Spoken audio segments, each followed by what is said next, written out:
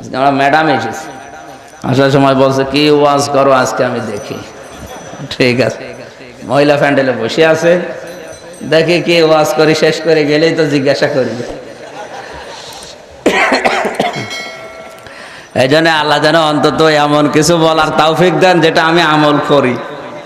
আমি দেখা যাচ্ছে তারে থাপ্পড় দিয়ে আসলাম আর ওই ওয়াজ করলাম, ও বাড়িতে ধরবে না, ওই রকম কথা যেন মুখ দিয়ে বের না হয়। আমি যেটা অন্তত দুনিয়ায় মানি, আল্লাহ যেন ওই কথা আমার মুখ দিয়ে বের করেন। জোরে বলেন আমিন।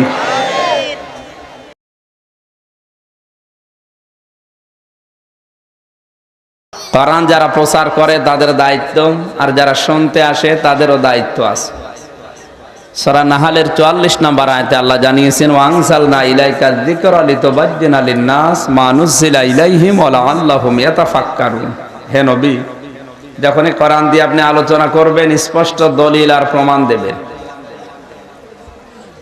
কোরআন দিয়ে যদি দলিল আর প্রমাণ দেওয়া হয় তাহলে কথা অল্প হলেও অর্থ থাকে বেশি। আর যদি কোরআন বাদ দিয়ে কোন বাবা আকাশ দিয়ে উড়ে গেছে, পানির নিচে ডুব খেয়েছে, এই সমস্ত দলিল দেওয়া হয়, ও সারা রাত বলবেন ওর ভেতরে কোনো মাল মশলা নেই। এই জন্য আমরা 4-5 ঘন্টা দেখি শুনতেই আছে, রাত 1টা 2টা 3টা পর্যন্ত চলছে। কেউ ঘুমাচ্ছে, কেউ গল্প করছে, কেউ বাদাম খাচ্ছে, ও বলেই যাচ্ছে। তো ওরকম মাহফিলের দরকার আছে? এটা তো ইবাদত চলছে, ইবাদতের ভেতরে বাদাম খাচ্ছেন কোন কারণে? ইবাদতের ভেতরে গল্পও চালাচ্ছে। সুতরাং এগুলো এখানে হবে না। আমরা 1-1.5 ঘন্টা যতটুকু সময় পাবো এই আয়াতটা বোঝাতে। আজকের আলোচনার বিষয় 5টি গুণ অর্জন করলে 3টি পুরস্কার আল্লাহ নিজের হাতে দান করবেন। আমরা যেন তেলাওয়াতকৃত আয়াত থেকে এই 5টি গুণ অর্জন করি, আজকে থেকেই 3টি পুরস্কার আল্লাহর কাছ থেকে নিয়ে যেতে পারি। জোরে বলেন আমিন। আমরা যাব ইনশাআল্লাহ। তাহলে আমার দায়িত্ব কোরআনের এই নির্ধারিত এই 3টি আয়াতের যে বিশ্লেষণ আছে, বর্ণনা আছে, আপনাদের সামনে বলা। আর আপনার দায়িত্ব কি বলা? আল্লাহুম ইয়াতাফাক্কারুন, বাড়ি যে এই কথাগুলো নিয়ে চিন্তা ভাবনা করা। এখানে আমার প্রাণপ্রিয় প্রতিষ্ঠান ইসলামী বিশ্ববিদ্যালয়, না এগুলো লাগবে না, জানেন এখানে কেউ আসবেন না, কারো আসা লাগবে না, আপনি বসেন বসেন, ওখানে রেখে দেন। ইসলামী বিশ্ববিদ্যালয় কুষ্টিয়া ঝিনাইদহ, এখানকার বিভিন্ন বিভাগের অনেক শ্রদ্ধাভাজন শিক্ষক আমার মাথার তাজ। আমি শুনলাম বিভিন্ন জায়গায় বসে আছে, স্যারদের বসতে দিয়েছেন তো নাকি? আলহামদুলিল্লাহ। স্যাররা যদি বিভিন্ন জায়গায় বসে থাকেন তো আমার মনে হয় মাদ্রাসার উপরে ভালো জায়গা আছে, আপনারা ওখানে গিয়ে বসলে ভালো হয়। ওয়া রাফা'না লাকা যিকরাক, সম্মান মর্যাদা কামনা করছি আমার উস্তাদদের। আল্লাহ রাব্বুল আলামিন দুনিয়া আখিরাতে তাদের সম্মান যেন আরো বাড়িয়ে দেন। আমরা বলছিলাম ওয়ালা আল্লাহুম ইয়াতাফাক্কারুন, কোরআনের কথা শুনলে কি করা লাগে বলেন তো? না, কোরআনের কথা শোনার পরে প্রথম নাম্বারে আপনাকে চিন্তা ভাবনা করা লাগবে। কি করা লাগবে? মান ক্বালা বিহি সাদাকা, যারা কোরআন দিয়ে কথা বলে এরা সত্য কথা বলে। আমান হাকামা বিহি আদিলা, আদালান আদিলা, যে মানুষগুলো কোরআনে কারিম দিয়ে বিচার ফায়সালা করতে পারে এরাই কেবল পৃথিবীতে ন্যায় বিচার কায়েম করতে পারে। আপনি একেবারে নিরপেক্ষ দৃষ্টি দিয়ে বলেন তো, আপনাদের পরিবার থেকে শুরু করে আন্তর্জাতিক জীবন পর্যন্ত কোন জায়গায় এখন কোরআনের বিচার ব্যবস্থা আছে? তার মানে এই হাদিস দিয়ে বুঝতে পারলাম যে এখন তামাম দুনিয়ায় ন্যায় বিচারের তুলনায় অবিচার বেশি হচ্ছে। নাকি এই হাদিস বাদ দিয়ে দেব?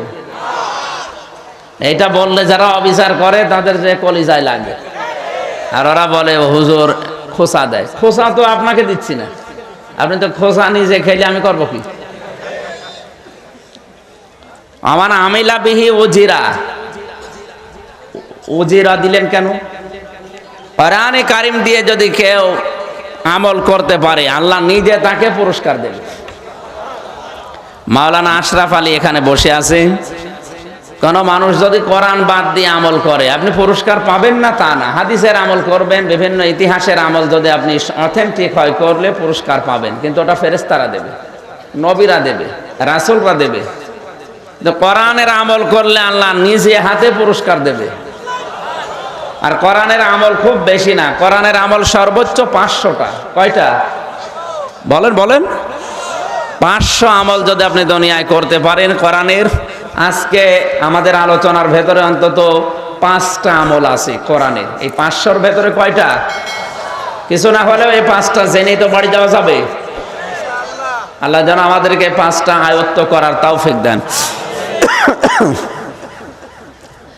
অমাং দাআ ইলাইহি হাদা, একালিপ টান আছে এখানে। আপনি কিন্তু সাধারণ মানুষের মতো না। যারা আলেম আছেন তাদেরকে বলছি, মাওলানা হারুন, মাওলানা আশরাফ আলী সহ যারা আলেম আছেন তাদের চিন্তা ভাবনা আরো বেশি করা লাগবে। আপনি জেনারেল মানুষের মতো হাঁ করে বসে থাকলে হবে না। অমাং দাআ ইলাইহি হাদা, একালিপ টান দিলেন কেন? কোরআন দিয়ে কেউ যদি মানুষকে ডাকে, আল্লাহ নিজে তাকে হেদায়েতের উপরে রাখে। আপনি কোরআন বাদ দিয়ে পৃথিবীর যে বিভিন্ন বিষয় দিয়ে মানুষকে ডাকবেন, আপনাকে আল্লাহ হেদায়েতের উপরে রাখবে, কথা কোরআনেও নেই, হাদিসেও নেই। অথচ দাঁড়া একালিপ টান দিয়ে নবীজিকে দিয়ে আল্লাহ বলাচ্ছেন, হ্যাঁ আপনি বলেন, যদি কেউ কোরআন দিয়ে মানুষকে ডাকে, ওকে আমি নিজে হেদায়েতের উপরে রাখবো। এটা অনেক ওজনওয়ালা কথা। হেদায়েতের উপরে থাকা অত সহজ না। আমার মনে হয় কালীগঞ্জে যদি ঝড় ওঠে, এখানে অনেকের বাতি লিভে যায়। হেদায়েতের উপরে থাকা অত সহজ, অনেক কঠিন বিষয়। কিন্তু কোরআন কেন্দ্রিক জীবন যাপন করলে, কোরআনের দিকে মানুষকে আহ্বান করলে, আল্লাহ নিজে দায়িত্ব নিয়ে আপনাকে হেদায়েতের উপরে রাখবে। আর শেষের কথা কি? ফাকাদ হুদিয়া ইলা সিরাতিম মুস্তাকিম। আর কোরআনের ডাকে যদি কেউ সাড়া দেয়, যে আমির হামজা কোরআন দিয়ে ডাক দিয়েছে, আশরাফ আলী কোরআন দিয়ে ডাক দিয়েছে, আমি আর যাই করি, আমি আজকে সাড়া দিলাম, আল্লাহ তাকে হেদায়েতের রাস্তা নসিব করে দেবে। সিরাতে মুস্তাকিম মানে কি? এটা ক্লাস চলছে, বলেন না না, সরল সরল পথকে বললো সিরাতে মুস্তাকিম। এই কথা বলে কে গো? ভাইয়া একটু পেছিয়ে বসেন তো ভাই, একটু পেছিয়ে বসেন, এক হাত একটু পিছান, একটু পিছান। বুঝলাম বুঝলাম, ঠিক আছে, এবার দেখা যায়। হ্যাঁ ঠিক আছে, আলহামদুলিল্লাহ। ঝিনাইদহবাসী দিল, মন, কান যা আছে সব এই দিকে 1 ঘন্টার জন্য দিয়ে রাখবেন। সিরাতে মুস্তাকিম মানে সহজ সরল পথ। এটা আমাদের অভিধানে, আমাদের সরল অর্থে লেখা আছে। অথচ সিরাতে মুস্তাকিম শব্দটা ভাঙলে আপনি অর্থ পাবেন স্থায়ী সরল পথ। কি পথ? শুধুমাত্র সহজ সরল পথ না, স্থায়ী পথ। ফজরের নামাজের সময় আপনি ইহদিনাস সিরাতাল মুস্তাকিম এ ঘোষণা দিয়ে আসলেন, জোহরের নামাজের যাওয়ার আগে আপনি ওই পথ হারিয়ে ফেলেছেন, এর নাম সিরাতে মুস্তাকিম না। এই কথা বুঝতেছেন? আমি নাম নাই নিলাম। কত মানুষ এই মাত্র 4-5 ঘন্টার সময়, 6টার সময় ফজর পড়ে, 1টার সময় জোহর পড়বে, মাত্র 5-6 ঘন্টা। কয় ঘন্টা? এর ভেতরে স্থায়ী পথ হারিয়ে খেয়ে ফেলেছে। এই জন্য প্রতিদিন কমপক্ষে 17 বার আপনার মুখ দিয়ে আল্লাহ এই কথাটা বের করে নেয়। কয়বার? ইহদিনাস সিরাতাল মুস্তাকিম। হে আল্লাহ, আমি তোমার কাছে সহজ আর সরল পথ, এইটা না, আমি স্থায়ী সরল পথ চাই। আমি এমন ভাবে তোমার কাছে পথ চেয়েছি যে পথে দাঁড়াতে পারলে জীবন যাবে, পথ থেকে আমি অন্তত সরব না। নবীজি হাদিসের শেষ কথা এইটাই জানিয়েছেন, ফাকাদ হুদিয়া ইলা সিরাতিম মুস্তাকিম। কেউ যদি কোরআনের হেদায়েতের ডাকে সাড়া দেয়, আল্লাহ তাকে স্থায়ী সহজ সরল পথ নসিব করে দেবে। আল্লাহ আমাদেরকে এই হাদিসের দিকে তাকিয়ে আমল করার তৌফিক দেন, জোরে বলেন আমিন। তাহলে আমার দায়িত্ব সহজ সরল কথাগুলো ব্যাখ্যা বিশ্লেষণ করে বলা, আর আপনার দায়িত্ব ওই কথাগুলো নিয়ে বাড়ি যেয়ে চিন্তা ভাবনা করা। করবেন তো? দরুদ আর সালাম পাঠ করছি মুহাম্মদুর রাসূলুল্লাহ সাল্লাল্লাহু আলাইহি সাল্লামের উপরে, যাকে এই মাসে, এটা রজব মাস, কোন মাস? এই রজব মাসে এই ধলির ধরাধাম থেকে সে বিশাল জান্নাত, জাহান্নাম, পুলসিরাত, মিজানের পাল্লা যাই বলেন, সব কিছু দেখিয়ে, লিনুরিয়াহু মিন আয়াতিনা, আল্লাহর বিভিন্ন নিদর্শন দেখিয়ে দীর্ঘ 27 বছরের একটা সফর শেষ করার পরে আবার এই দুনিয়ায় পাঠিয়েছেন। এই সেই মাস রজব মাস। কত বছর আল্লাহ পাক তাকে সফর করালেন? সবাই বলেন। আমি মনে হয় আজকে কয় তারিখ? 1 তারিখ, 26 তারিখ, 4 দিন আগে এসেছিলাম ঝিনাইদহ জেলার একেবারে শেষ বিশ্ববিদ্যালয়ের পাশে শেখপাড়ায়। ওখানে আলোচনা ছিল রজব মাসের শিক্ষা এবং প্রাপ্তির উপরে। 14টা পয়েন্টের উপরে কথা বলেছিলাম। আমার বিশ্ববিদ্যালয়ের স্যার ডক্টর শেখ জাকির হোসেন, উনি 1.5 ঘন্টায় বসেছিলেন। সকালবেলা কল দিয়ে বলেছে আমার জীবন ধন্য হয়ে গেছে। আলহামদুলিল্লাহ, স্যারের মুখে কথা শোনা ছাত্রের জন্য অনেক সৌভাগ্যের। আমি আল্লাহর দরবারে সেজদা দিয়ে শুকরিয়া আদায় করেছি, আল্লাহ যেন আমাকে কঠিন কথাগুলো সহজ সরলভাবে বলার তৌফিক দেন। স্যার বলছিলেন বিষয় আমিও জানি, কিন্তু এত সহজ সরলভাবে আমি বলতে পারি না। আমি যেভাবে ওই দিন উপস্থাপন করেছিলাম, আজকেও চেষ্টা চালাবো একটা বিষয়কে সহজ সরলভাবে উপস্থাপন করার, আল্লাহ যদি আমাকে তৌফিক দেন। আজকে আমরা ম্যাডাম এসেছি, আসার সময় বলছে কি ওয়াজ করো আজকে, আমি দেখি। ঠিক আছে, মহিলা প্যান্ডেলে বসে আছে, দেখি কি ওয়াজ করি, শেষ করে গেলেই তো জিজ্ঞাসা করি। এই জন্য আল্লাহ যেন অন্তত এমন কিছু বলার তৌফিক দেন যেটা আমি আমল করি। আমি দেখা যাচ্ছে তারে থাপ্পড় দিয়ে আসলাম আর ওই ওয়াজ করলাম, ও বাড়িতে ধরবে না, ওই রকম কথা যেন মুখ দিয়ে বের না হয়। আমি যেটা অন্তত দুনিয়ায় মানি, আল্লাহ যেন ওই কথা আমার মুখ দিয়ে বের করেন। জোরে বলেন আমিন। মেরাজে 27 বছর আল্লাহ তার নিবিড় তত্ত্বাবধানে 14টা গুরুত্বপূর্ণ বিষয় তাকে শিখিয়েছিলেন হাতে কলমে জিবরাইলকে দিয়ে। ডক্টরেট যারা করে, পিএইচডি করে, ওনারা সর্বোচ্চ 5 বছর সময় নেয়। 5 বছরের ভেতরে একটা বিষয়ে একটা স্যারের, একটা শিক্ষকের নিবিড় তত্ত্বাবধানে থেকে ওনারা ওই গবেষণালব্ধ বিষয়গুলো দেয়, উপস্থাপন করে। 5 বছর পরে যদি সঠিক হয়, ওটা পরীক্ষা নিরীক্ষার পরে ওনার নামের শেষে ডক্টর লাগে। কি লাগে?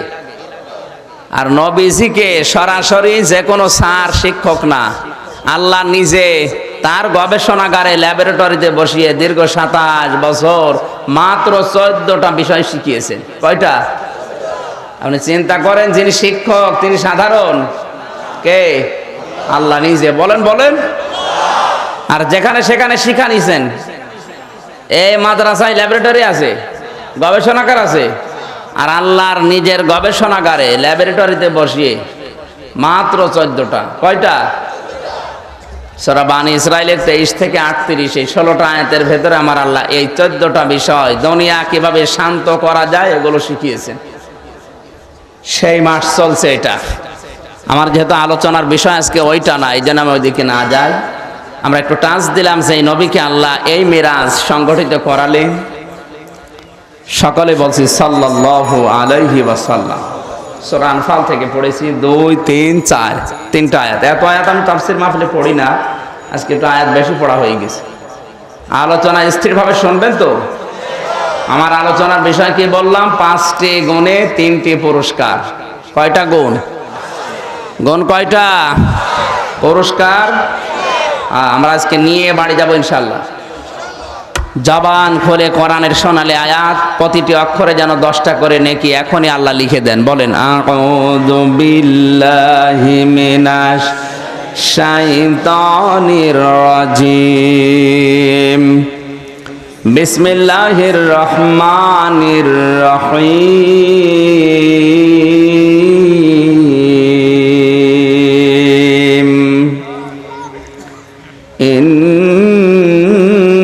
ইন্নামাল মুমিনুনা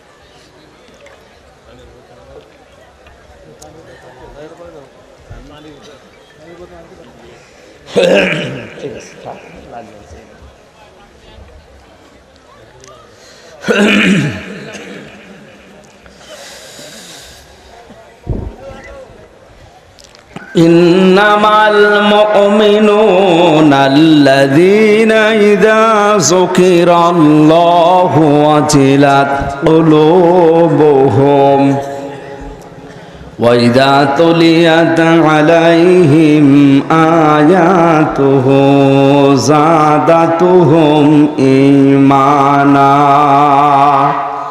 وَعَلَى رَبِّهِمْ يَتَوَكَّلُونَ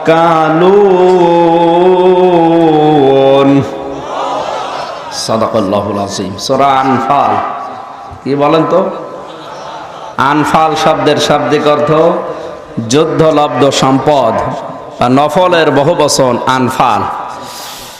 আনফাল নামে আল্লাহ সূরা দিলেন কেন? আশরাফ ভাই তো সব সময় আগেই খেয়ে বসে আছে, এজন্য সব বাদ দেওয়া লাগবে। কারণ ওই 5টা গুণ বলতে গেলে অন্তত 10 মিনিট করে নিলে 1 ঘন্টা চলে যাবে। আপনারা তাফসিরে মারেফুল কোরআন একেবারে সহজ তাফসির যেটা, আর ইবনে কাসির, এই দুইটা যদি পান বাংলা ভাষায় পাওয়া যায়, কিনে দেখবেন। আনফালের 7টা নামকরণের কায়দা আছে ওখানে, আমরা ওইটা বলতে যাচ্ছি না, আপনি দেখে নেবেন। দ্বিতীয় নম্বর পয়েন্টে যাচ্ছি, মাতৃভাষায় অর্থ বলা দরকার।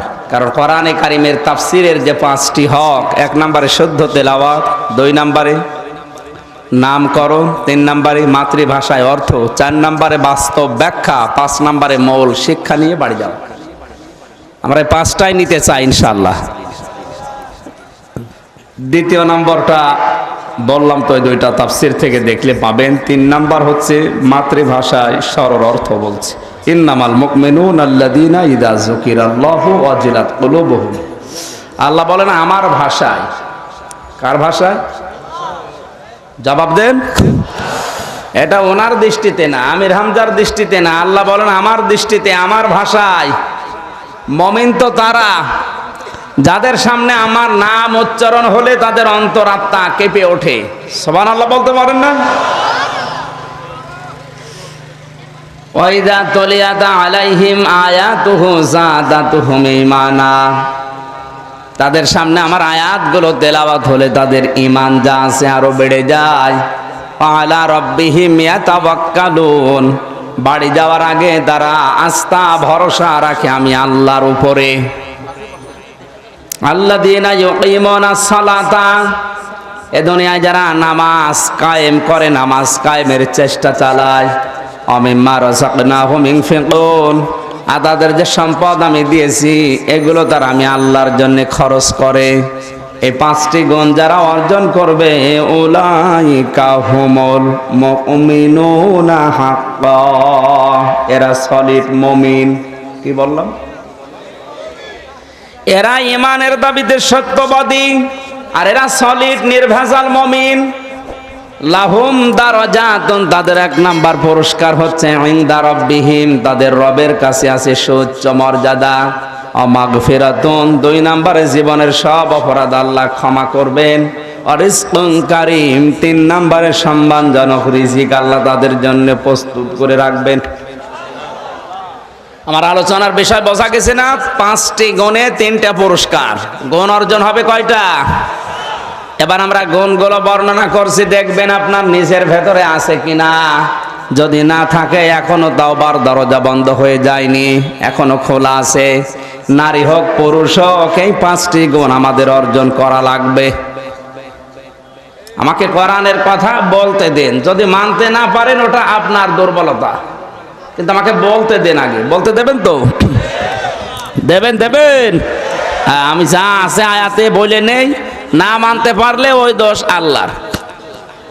হ্যাঁ, ও দোষ কার? ঠিক আছে। ইন্নামাল মুমিনুন। আল্লাহ পাক বলেন আমার দৃষ্টিতে মুমিন তো তারা। মুমিন কি আগে এই বিষয়টা জানা লাগবে।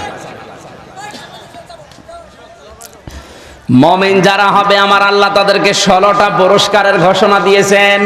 পড়া কোরআন পড়ে আমি এই 16টা পুরস্কার এক জায়গায় করেছি। কোন মানুষ যদি মুমিন হয় তাদেরকে আল্লাহ 16টা পুরস্কারে ধন্য করেন। জোরে বলেন সুবহানাল্লাহ।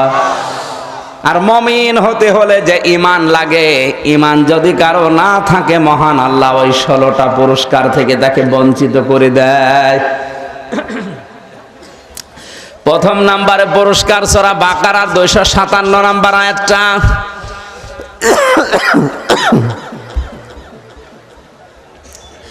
আল্লাহু ওয়ালিয়ুল্লাযীনা আমানু ইখরিজুহুম মিনাজ যুলুমাতি ইলান নূর।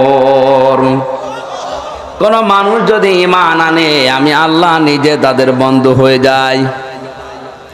810 কোটি মানুষ এখন এই দুনিয়ায় বসবাস করছে, মাত্র 180 কোটি মুসলিম। কত? 180 কোটি মানুষ আল্লাহকে বিশ্বাস করে কম বেশি। তাহলে 810 কোটির ভেতরে মাত্র 180 কোটি আমরা আল্লাহর বন্ধু দাবি করতে পারি। মানে আল্লাহ যদি কারো বন্ধু হয়ে যায়, আমি যদি কারো বন্ধুত্ব করি, তার কোনো ক্ষতি হবে এরকম কাজে এগিয়ে দেব, আরো বাধা দেব বিভিন্ন কায়দায়। আল্লাহ পাক বলেন আমি যদি কারো বন্ধু হই তার আমি 16টা উপকার করি। ইখরিজুহুম মিনাজ যুলুমাতি ইলান নূর। এখানে শব্দের দিকে খেয়াল করেন তো, ইখরিজুহুম তিনি বের করে নিয়ে আসবেন। এখানে তিনি আমির হামজা কে? যেহেতু উনি আমাদের বন্ধু হয়ে গেছেন, উনি এখন দায়িত্ব পালন করছেন। আল্লাহ বলেন আমি নিজেই বের করে নিয়ে আসবো। মিনাজ যুলুমাতি ইলান নূর, অন্ধকারের যত পথ আছে সবগুলো পথে আমি আল্লাহ ঘৃণা তৈরি করে দেব। আর আলো সে পথ, এই আলোর দিকে আমি তাকে ডাক দিয়ে টান দিয়ে বের করে নিয়ে আসবো। এই জন্য যদি ঈমান যদি কারো আসে, ও টের পাবে কি করে আমার ঈমান ভেতরে আসলে এসেছে। এই আয়াতটা তার প্রমাণ। যত অন্যায় কাজ জীবনে এতদিন করেছে, এই অন্যায়গুলো তার কাছে এখন ঘৃণা তৈরি হবে। এই অন্যায়গুলো দেখলে তার শরীরের ভেতরে জ্বালা তৈরি হবে। আপনার ঈমান আছে কিনা আপনি কিন্তু এই আয়াত থেকে প্রেসক্রিপশন নিতে পারেন। ঈমান আপনার আসলে অন্যায় কাজগুলো, আপনি জেনা করেছেন, এতদিন ব্যভিচার করেছেন, বেপরদায় চলেছেন, মদ খেয়েছেন, সুদ খেয়েছেন, ঘুষ খেয়েছেন, মানুষকে ফাঁকি দিয়েছেন, মানুষের অধিকার নষ্ট করেছেন। আপনি যদি মনে করেন আল্লাহ তুমি আমার বন্ধু, আমার ঈমান আছে কিনা দেখি, তাহলে এই অন্যায় পথগুলো দুনিয়ায় থাকবে, কিন্তু আপনার কাছে এগুলো ঘৃণিত মনে হবে। মনে হয়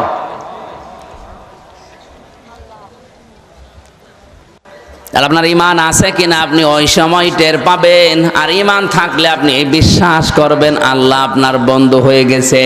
ফামান যুহজিহা আনিন নারি ওয়া উদখিলাল জান্নাতা ফাকাদ ফাজ ওয়ামাল হায়াতুদ দুনিয়া ইল্লা মাতাউল গুরুর। আল্লাহ পাক বলেন পৃথিবীতে ওই লোকটার জীবন তো সফল, যাকে আমি আল্লাহ জাহান্নামের কাজ থেকে আস্তে আস্তে দূর করে জান্নাতের কাজের দিকে আস্তে আস্তে এগিয়ে দেই।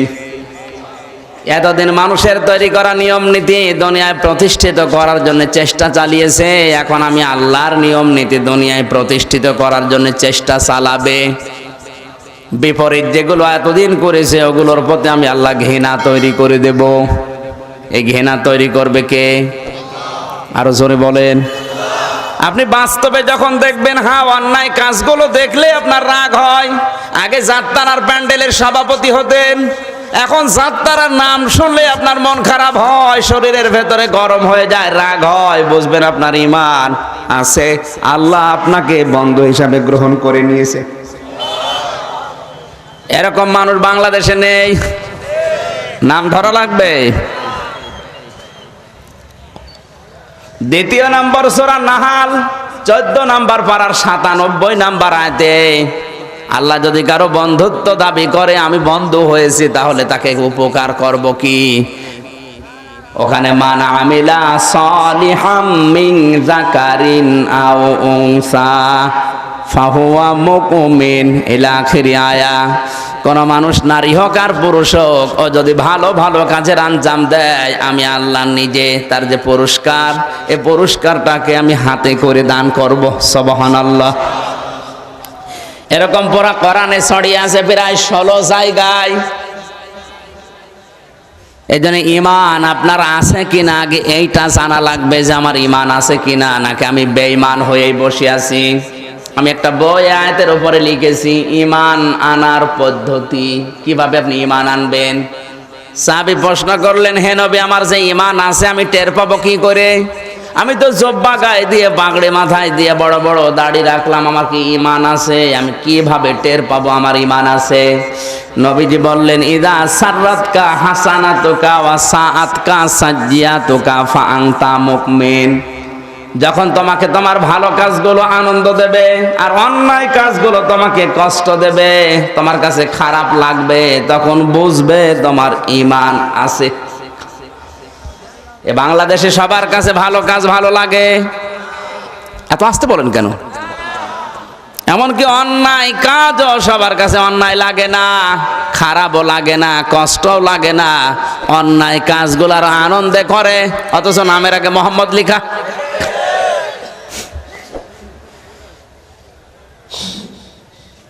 তাহলে ভালো কাজ যাদের আনন্দ দেয়, সে ভালো কাজ যেই করুক না কেন, অন্যায় কাজ যার কাছে কষ্ট লাগে, পীড়া দেয় যাকে, সে যেন বুঝে নেয় যে তার ঈমান আছে।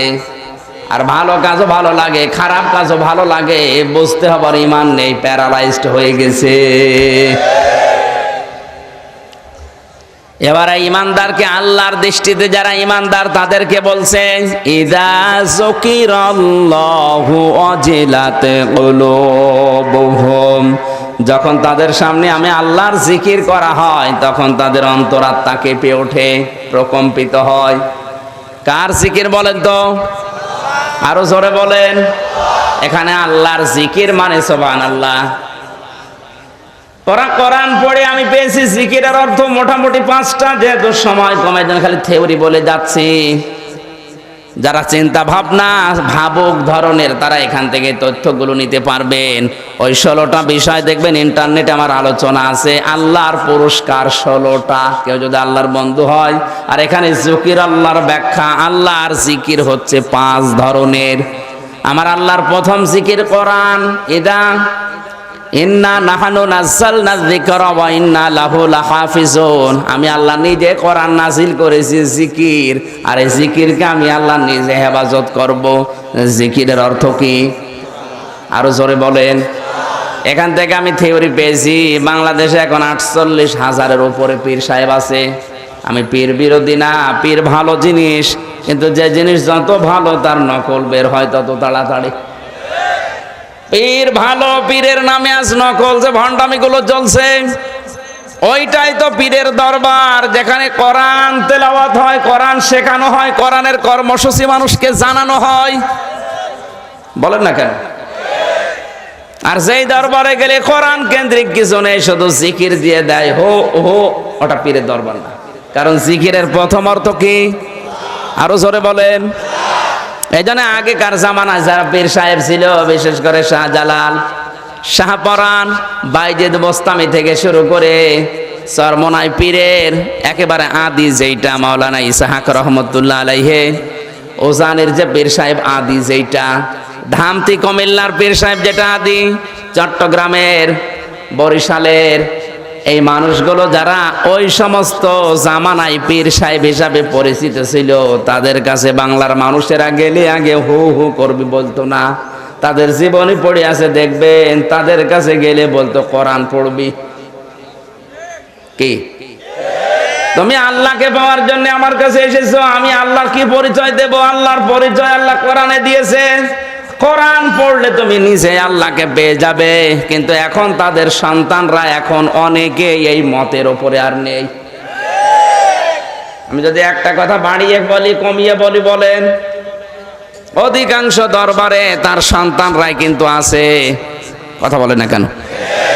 শুধুমাত্র চট্টগ্রামের মরহুম শাহ আব্দুল জব্বার বাদ দিয়ে আমার এই দৃষ্টিতে বাংলাদেশে কোনো জায়গায় এখন তার এই সন্তানরা এই মতের উপরে আর নেই।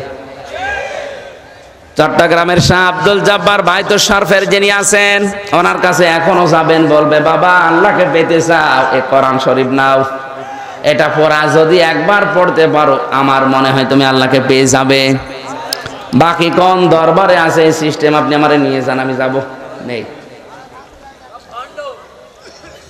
না, আপনাকে অত একেবারে ওপেন বলার দরকার নেই। আমি থিওরি বললাম, ওনাদের বাপ দাদা পূর্বপুরুষ কিন্তু এই থিওরির উপরে ছিল, কিন্তু এখন অধিকাংশ যারা আছে তারা কিন্তু ওই মতে ওই পথের উপরে নেই। এখন গেলে হো হো এটা করবে, অথবা জিকির এমন এমন জিকির দিচ্ছে যেগুলো কোরআনের সাথে হাদিসের সাথে মিলছে না। গত 3-4 দিন একাধারে ছিলাম আমি ফরিদপুরে, ভাঙ্গায়, নগরকান্দায়। আয়রে জিকিরের ঠেলা, সে আল্লাহর নাম নেই, জিকির হচ্ছে অন্য নামে। আমি নাম নাই নিলাম, কথা বুঝতেছেন? কোন কারণে আপনি পাগলামি করেন বলেন তো? জিকিরের প্রথম অর্থ যেখানে কোরআন শরীফ, জিকিরের প্রথম অর্থ কি? তাহলে কোন দরবারে গেলে বলবেন পীর সাহেব আপনি কোরআন শরীফ দেন, দেখি কোরআনে কি আল্লাহ জিকির দিয়েছে, আগে ওইটা দেখি। বাংলাদেশে এখন হক্কানি পীর বলেন ওইটা, যার দরবারে গেলে কোরআন পাওয়া যায়, কোরআনের কর্মসূচি পাওয়া যায়। কোরআনে আল্লাহ কর্মসূচি দিয়েছে 500টা। কয়টা? আরো জোরে বলেন। তাহলে সেই দরবারে গেলে কোরআনের এই 500 কর্মসূচি, বিশেষ করে ফরজ বিধানগুলো জানানো হয়। এইটাই বাংলাদেশে হক্কানি দরবার, বলেন না কেন? দ্বিতীয় নম্বর, জিকিরের অর্থ হচ্ছে আল্লাহর আইন। জিকিরের অর্থ কি? আমান আরাদান যিকরি ফাইন্না লাহু মাঈশাতান দঙ্কা ওয়া নাহশুরুহু ইয়াওমাল কিয়ামাতি আ'মা। আল্লাহ পাক বলেন, যে ব্যক্তি আমার জিকির থেকে, তার মানে আমার কোরআনের আইন থেকে মুখ ফিরিয়ে চলবে, দুনিয়ার জীবন আমি আল্লাহ তার সংকীর্ণ করে দেব। তার জীবনের আয় উন্নতিতে কোনো বরকত থাকবে না। চর্ম চোখে দেখবে বহু কিছুর মালিক হচ্ছে, একদিক থেকে আসলে 3 দিক থেকে সম্পদ খসে যাবে। এতটুকু আল্লাহ শেষ করেননি। ক্বালা রাব্বি লিমা হাশারতানি আ'মা ওয়া ক্বাদ কুনতু বাসীরা। কিয়ামতের দিনে লোকটা আমাকে বলবে, রব্বুল আলামিন আমার তো চক্ষুষ্মান ছিলাম, কেন আমারে অন্ধ করলে? আল্লাহ ধমক দিয়ে বলবে, ক্বালা কাযালিকা আতাতকা আয়াতুনা ফানাসিতাহা ওয়া কাযালিকাল ইয়াওমা তুনসা। তোর সামনে আমার জিকির, আমার আইন, আমার নিয়ম কানুন এভাবেই গিয়েছিল, জানার পরে যেভাবে তুই আমার আইন কানুন গুলো ভুলেছিলি, আজকের কঠিন দিনে তোকে আমি আল্লাহ নিজে ভুলে গেলাম। তুই যে আমার বান্দা ছিলি, তুই যে আমার বান্দে ছিলি, কোনদিন আমার এই কুদরতের জবান দিয়ে তোকে আর ডাকবো না। কোনদিন তোকে আমির হামজা বলে আমার এই কুদরতের মুখ দিয়ে আর কোনদিন ডাকবো না। কোনদিন তোকে আশরাফ আলী বলে আমি আর ডাক দেব না। তুই যেভাবে আমার আইন জানার পরে ভুলে গিয়েছিলি, আমি আজকের এই দিনে এই যে বিশাল ময়দানে আমার এই জবান থেকে তোরে আমি ভুলে গেলাম। এ কথার ওজন কত আপনি টের পাচ্ছেন? কারণ আপনার ভেতরে তো ওই মন নেই। আল্লাহ যদি কিয়ামতের ময়দানে বলে, আশরাফ আমি তোরে ভুলে গেলাম, বলেন। জিকিরের 3য় নম্বর অর্থ হচ্ছে নামাজ, সালাত। ইয়া আইয়ুহাল্লাযীনা আমানু ইযা যুকিরাল্লাহ, ইয়া আইয়ুহাল্লাযীনা আমানু ইযা নুদিয়া লিস-সালাতি মিন ইয়াউমিল জুমআতি ফাসআউ ইলা যিকিরিল্লাহি ওয়া দারুল বাই'। ইমানদার দাবি করো, যখন জমার দিন আযান দেওয়া হয় সব কাজ কাম বাদ দিয়ে জমার নামাজের জন্য দৌড়াও। এখানে নামাজ মানে জিকির, নামাজ মানে বলেন বলেন ফাসআউ ইলা যিকিরিল্লাহ, আল্লাহ দিয়েছেন যে দৌড়াও জিকিরের দিকে। এখানে জিকির মানে নামাজ দিয়েছেন। সুতরাং যে লোকটা জিকির করে কিন্তু নামাজ পড়ে না, ওটা ভণ্ড। মুসা আলাইহিস সালামকে আল্লাহ যেদিন নবুয়ত দান করেন, ওই দিন তার প্রথম ওহী ছিল কি? ইন্নানি আনাল্লাহু লা ইলাহা ইল্লা আনা ফা'বুদনি ওয়া আকিমিস সালাতা লিযিকরি। অবশ্যই আমি আল্লাহ, আমি ছাড়া কেউ নেই, আমার ইবাদত করো আর আমাকে স্মরণ করার জন্য নামাজটা কায়েম করো। জেনাইদাবাসী এক কথায় জবাব হচ্ছে জিকিরের 3 নাম্বার অর্থ নামাজ। যে পীরের দরবারে নামাজ নেই ওটা না ধন পীরের দরবার, না ওটা ভণ্ডের দরবার। আমি নাম ধরেই বলছি, তার ভেতরে দেওয়ানবাগি, রাজারবাগি, কুতুববাগী, সুরেশ্বরী, আমি বাকিগুলোর নাম নিলাম না তাই। এরপরেও যদি বলেন হুজুর আমি এখনো বুঝি নাই, এখানে আসেন। যদিও নাম ধরা ঠিক না, তারপরে এগুলো দেখে দেখে এসেছি, এই কারণে বললাম। এখানে নামাজ নেই, সেজদা আছে, কিন্তু আল্লাহ না। সেজদা হয় পীরকে, কবরকে। এক কথা বলেন এখানে। আর কিছু আছে ভেজালে সংমিশ্রণ, আল্লাহকেও সেজদা দিচ্ছে, বাবাকেও দিচ্ছে, যেমন এই যে আটরশি। আমি নিজে 3 বার গিয়ে চোখে দেখেছি, আল্লাহর সেজদা আসরের নামাজ হয়ে গেল, নামাজ পড়ে ঘুরে পড়ছে, পীর সাহেবের দরবারে গিয়ে কবরকে আবার সেজদা দেওয়া লাগছে। এখন যদি বলেন আপনাকে তার বাধ্য করে না, ঠিক আছে, কিন্তু যারা করে তাদের নিষেধ করছেন না। সবুজ পাগড়ি মাথায় দিয়ে কয়েকজন দাঁড়িয়ে আছে, আমি এভাবে যেতে চাচ্ছিলাম না, আমরা বছর জোর করছে করেন, যে না। বললাম আমি নবীর রওজা ঘুরে আসলাম, এভাবে তো যাওয়া লাগে না। ওই যে খাদেম বলছে ওটা তোদের নবী, এটা আমাদের নবী। তো ওর ঈমান থাকে কি করে? মাঝে মাঝে ক্লাসে আপনি দেখবেন এক কথায় প্রকাশ শেখায়, এক কথা প্রকাশ নেই। এটা এক কথায় প্রকাশ করছি যে দরবারে নামাজ নেই, নামাজের শিক্ষা নেই, ওটা পীরের দরবার না, ওটা ভণ্ডের দরবার। জিকিরের 4 নাম্বার অর্থ, জিকির মানে উপদেশ, জিকির মানে ফাদাক্কির বিল কুরআনি মাই ইয়াখাফু ওয়াঈদ। So admonish and war by the Holy Quran him who frays my threat. সূরা কফের 45 নম্বর আয়াত। আল্লাহ পাক বলেন নবী আপনি যখন উপদেশ দেবেন মানুষকে, পুরা বক্তব্য হবে আমার কোরআন কেন্দ্রিক। জোরে বলেন সুবহানাল্লাহ। বাংলাদেশ সহ বিশ্বে আজ কোরআনের আলোচনা উপদেশ বেশি না কম? নেই, কম মানে আলোচনা হচ্ছে ঈসা আলাইহিস সালামে 3 দিন একাধারে আয়াত পড়ে রেখেছে কিয়ামতের আগে, কুল হু আল্লাহু আহাদ, আল্লাহর একাত্মবাদ সম্পর্কে কোনো কথা নেই। কথা চলছে বাবার কেরামতি, কথা বলছেন না কেন? আপনি যদি আল্লাহর কোন আয়াত নিয়ে একটু গবেষণামূলক কথা বলতেন, পৃথিবীর বিষয়ে বলেন, এই যে রোজা রাখবে না কয়েকদিন পরে, এই রোজার ভেতরে 16টা উপকার আছে কম পক্ষে। যারা বলে হুজুর আমার গ্যাস, এই জন্য রোজা রাখতে পারেন, ওটা ভণ্ড। রোজা রাখলে গ্যাস আরো ভালো হয়। জাপানের একজন বিজ্ঞানী 16টা উপকার দিয়েছে। কোরআনে কারিমের সূরা বাকারার রোজা সংক্রান্ত যে আয়াতটা আছে, এই আয়াত গবেষণা করে তিনি 16টা উপকার দিয়েছে। যারা রোজা রাখে সবচাইতে বড় উপকার, তারা বেশি সুস্থ থাকতে পারে। শারীরিক কোনো কঠোর পরিশ্রমের কাজ যদি আপনার না হয়, রোজা রাখবেন, ভালো থাকতে পারবেন। 12 থেকে 24 ঘন্টা একাধারে কেউ যদি না খেয়ে থাকতে পারে, তার পাকস্থলীর যে হজম শক্তি আছে এটা আল্লাহ বাড়িয়ে দেয়। উনি এই 16টা বিষয় দেখিয়েছে গবেষণা করে করে। আর অনেকে এখন দোয়া তুলছে, না আমার গ্যাস, শয়তান তোর গ্যাস আরো ভালো হবে, এই জন্য তো রোজা দিয়েছে আল্লাহ। প্রতি সপ্তাহে যদি পারেন, খুব কঠোর পরিশ্রমের কাজ না হলে সোমবার বৃহস্পতিবারে রোজা রাখবেন। আমার যেখানে আমরা আছি ঢাকা মগবাজার আদ্দিনী, ওখানে যারা আছে প্রায় সব এই অভ্যাস তৈরি করে ফেলেছে, মালিক সহ। আপনি কাজ তো অত কঠিন না, বসে থাকা কাজ। আপনি সোমবার বৃহস্পতিবার রোজা রাখেন, কারণ এই 2 দিন বান্দার আমলগুলো, কাজগুলো আল্লাহর দরবারে দেখানো হয় যে তোমার বান্দা আশরাফ এই কাজ করছে। আল্লাহ যদি দেখে আমার বান্দা রোজা রাখা অবস্থায় আছে, তাহলে অন্তত রোজা রাখার উসিলা হলে ওই দিনের কাজ যা আছে আল্লাহ মাফ করে দেবে। এই জন্য যদি পারেন তো রোজা রাখবেন সোমবার বৃহস্পতিবার, আর প্রতি মাসের 13, 14, 15 তারিখ। আর রমজান মাসের রোজা তো মাস্ট বি আছে। আমরা কথা বলছিলাম কি জিকিরের 4 নাম্বার অর্থ উপদেশ। এই জন্য উপদেশ দিতে হলে কি দিয়ে দেওয়া লাগবে? আল্লাহর চাইতে উপদেশ আবার দিতে পারে কে? আছে কেউ? 5 নাম্বার জিকিরের অর্থ হচ্ছে আল্লাহর স্মরণ। কার?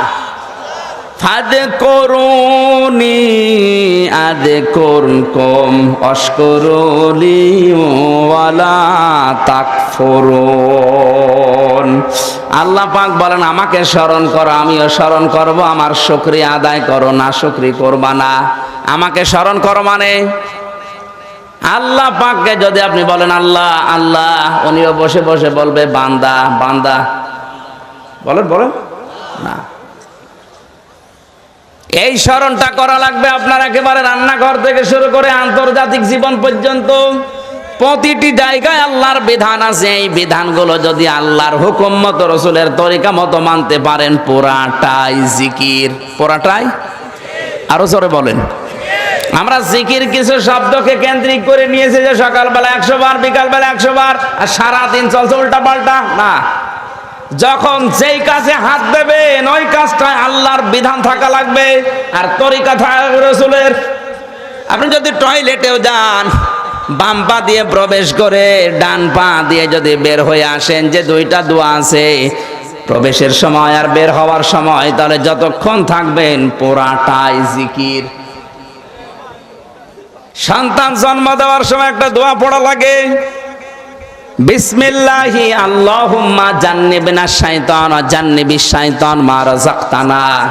নবীজি বলেন এই দোয়া পড়ে যদি কেউ সন্তান জন্ম দেয়, যতক্ষণ জন্ম দিতে সময় লাগবে পুরাটাই জিকির।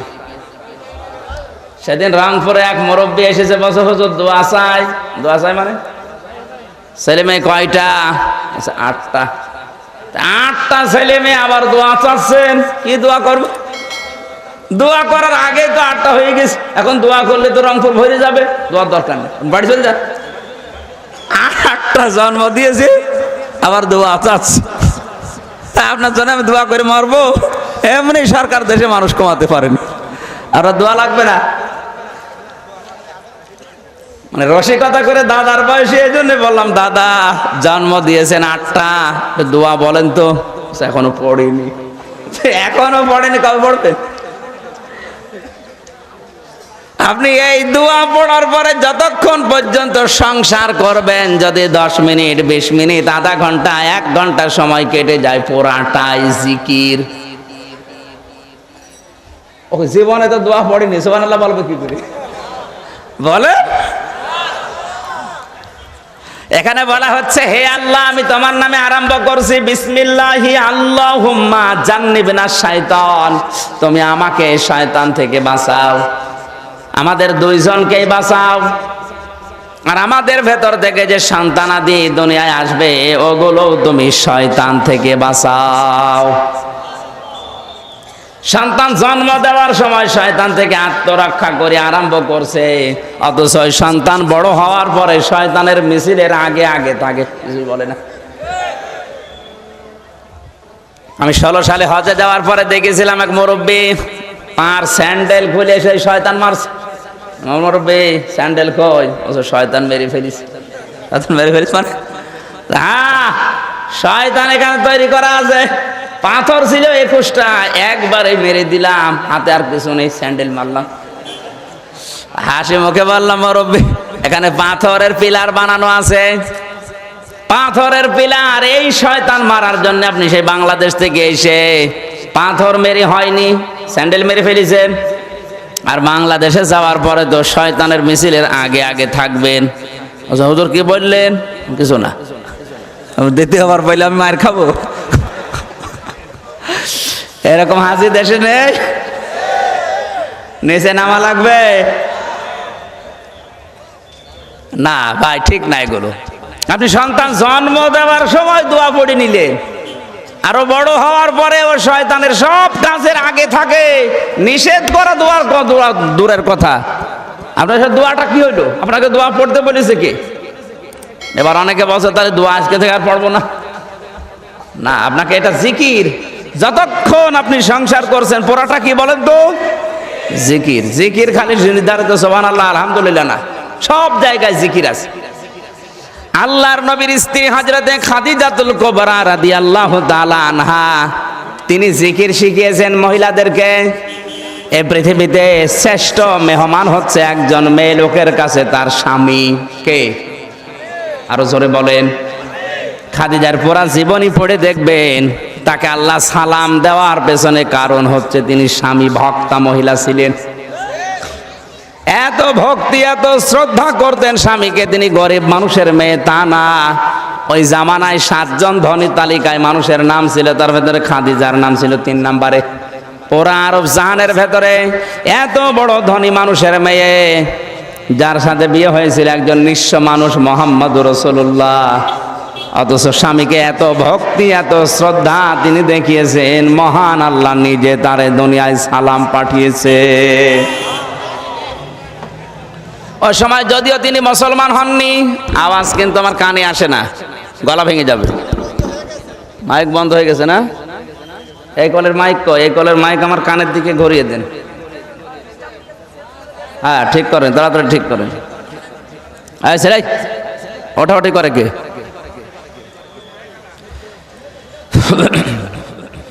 ঝিনাইদহবাসী, এখন যে পাহাড় 55 মিনিট পর্যন্ত সময় লাগে আমাদের মতো যুবক মানুষের, দাও 2-3 জায়গায় বসা লাগে। খাদিজাতুল কুবরা যে সময় প্রতিদিন সকাল আর বিকালে মুহাম্মদুর রাসূলুল্লাহ তার স্বামী হওয়ার কারণে 2 বার করে খাবার তিনি পৌঁছিয়ে দিতেন। একবারের জন্য কোনো সিঁড়ি না, পাথর ধরে ধরে লতা পাতা ধরে ধরে ওঠা লাগতো।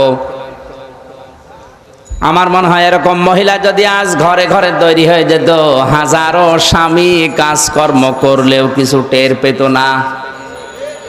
সারাদিনের পরিশ্রান্ত শরীর নিয়ে বাড়িতে আসার পরে স্ত্রীর হাসি মাখা মুখ দেখলে শরীরের অর্ধেক শক্তি, অর্ধেক যে কষ্ট আমার আল্লাহ মনে হয় দূর করে দেওয়ার কথা।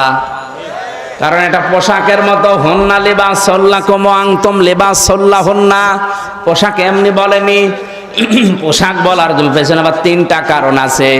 পোশাকের কাজ হচ্ছে জড়িয়ে রাখা, সম্মান বৃদ্ধি করা, লজ্জাস্থান ঢেকে রাখা, গোপন করে রাখা। তাহলে স্বামীর কাজ হবে স্ত্রীর যত দোষটি আছে যদি না বললে হয় ওগুলো গোপন রাখা। স্ত্রীর দায়িত্ব হচ্ছে স্বামীর গোপন বিষয়গুলো বাইরে প্রকাশ না করে গোপন রাখা। বাংলাদেশে মেয়েদের ভেতরে অভ্যাসটা এখন আর নেই। এরা এক জায়গায় বসলে স্বামীর আরো দোষ তৈরি করে বলে, ও বউ বলে এক টান দেয়, এক টানে 4-5টা গিবত করা শেষ। মেয়েরা যারা এসেছেন, খাদিজাতুল কুবরাকে যদি আল্লাহ পাক সালাম দিতে পারে স্বামী ভক্তি করার কারণে, আপনাকে হয়তো সালাম দেবে না জানি, কিন্তু কিয়ামতের দিন খাদিজার সাথে জান্নাত দিলে দিতে পারেন। নবীজি বলেন, জীবনে যত দিন নবুয়ত পাওয়ার পর থেকে খাদিজা জীবিত ছিল, আর যতদিন আমি দিনের কাজ শেষ করে বাড়িতে আসতাম, কোনোদিন খাদিজাকে ঘুমন্ত অবস্থায় পাইনি। দরজার সাথে পিঠ লাগিয়ে আমার আশায় খাদিজা ঘুমাতো। একবার ডাক দেওয়ার সঙ্গে সঙ্গে দরজা খুলে দিত। জিজ্ঞাসা করতাম, কি ঘুমাও না? খাদিজা বলে, হে রাসূল, দিনের কাজে যখন বাইরে থাকেন তখন আমি চিন্তায় থাকি, না জানি কখন কোন দুঃসংবাদ আসে। এজন্য যতক্ষণ আপনি না আসেন, আপনি আমার সবচাইতে বড় মেহমান, আমার স্বামী। এই কারণেই ঘুম লাগলেও দরজার সাথে পিঠ লাগিয়ে ঘুমাই। আমি আজ ঝিনাইদহে দেখতে চাই কার বউ এইরকম পরিবেশে অন্তত স্বামীর জন্য এতটুকু করে। একটু হাত তোলেন তো। 1 2 ঠিক আছে, আলহামদুলিল্লাহ। ভাই আমি সন্তুষ্ট না। আপনি তাকান তো, এখানে কমপক্ষে 8-10 হাজার মানুষ বসে আছে, এই 3 জন হাত তুলিস, তাই তো লজ্জায় তুলিস। বাকি 2 জন মা বোন যারা বসে আছেন, আপনি কি, আমি তো আর নিচে নামতে পারলাম না। না, এগুলো ঠিক হচ্ছে না। স্বামী যারা আছে ওরা খুব খুশি যে কাজ হচ্ছে। আপনারও দায়িত্ব আছে। বিশ্বনবী বলেন, স্ত্রী যদি অসুস্থ হয় স্বামী যেমন খেদমত করবে সেবা করবে। স্বামী যদি অসুস্থ হয় স্ত্রী যেমন খেদমত করে সেবা করে, 2টায় পাল্টা পাল্টি করা লাগবে। একজনের উপরে গড়ি দেওয়া হচ্ছে, এই জন্য আমাদের পরিবারে জিকির নেই। এটা যে পারিবারিক জীবনের একটা জিকির, অনেকে জিকির জানেই না। আল্লাহ আমাদেরকে পারিবারিক জীবনে খাদিজার মতো জিকির করার তৌফিক মেয়েদেরকে যেন দান করেন। জোরে বলেন আমিন। ইন্নামাল মুমিনুনা আল্লাযীনা ইযা যুকিরাল্লাহু ওয়াজিলাত কুলুবুহুম। একটু খেয়াল করে শোনা লাগবে এবার আলেমদের। আল্লাহ পাক বলেন আমার দৃষ্টিতে মুমিন তো তারা যাদের সামনে আমার জিকির হলে, আমার নাম উচ্চারণ হলে তাদের কলব কেঁপে ওঠে। কি কাঁপে? আরো জোরে বলেন। এই শব্দটা নিয়ে আজ হাজারো পীর সাহেব ভেজাল লাগিয়েছে। ওরা মুরিদদেরকে শিখিয়ে দিচ্ছে যে বাম স্তনের 2 আঙ্গুল নিচে একটা গোস্তের টুকরা আছে, ওইটার নাম হচ্ছে কলব। যত জোরে জিকির করবা ওই গোস্তের টুকরার উপরে শয়তান বসে আছে, ও চলে যাবে। আর ধাক্কা দিলে ওর ময়লা পরিষ্কার হবে। এই জন্য হাজারো মানুষ আজ না বুঝে না জেনে ধাক্কা দিচ্ছে। ওখানে যদি কলব থাকে তো আলহামদুলিল্লাহ, আমি এখন থেকে ধাক্কা আপনাদের দিয়ে শুরু করি। থাকে তাহলে আন্দাজে আমি ধাক্কা দিয়ে বেকার বুক ব্যথা করব কেন? কোনো কিছু দলিল দিতে হলে আগে কোরআন লাগবে, কোরআনে যদি ডাইরেক্ট না থাকে হাদিসে যাওয়া লাগবে, হাদিসে না থাকলে আপনার মন কি বলে, যেটা কমন সেন্স বলা হয়। কথা বুঝতেছেন?